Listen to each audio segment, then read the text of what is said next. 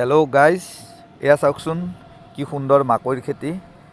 এয়া মোৰ কৰ্তব্যস্থলীৰ পৰা নাতি দূৰৈত অৱস্থিত নৈ এখনৰ পাৰৰ চৰাঞ্চলৰ দৃশ্য।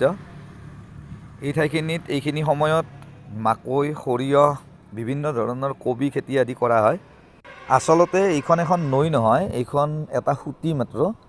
আগতে ব্ৰহ্মপুত্ৰ নৈ এইফালেৰে বৈছিল, তাৰপিছত দিশ সলনি কৰি ব্ৰহ্মপুত্ৰটো অলপ দূৰৰ ফালে গুচি গ'ল আৰু এই সুঁতিটো ইয়াতে ৰৈ গ'ল। ঠাইখিনি কিন্তু বৰ ধুনীয়া। এই সুঁতিটো পাৰ হোৱাৰ বাবে মানুহে এই বাঁহৰ সাঁকোখন ইয়াতে নিজে বনাই লৈছে।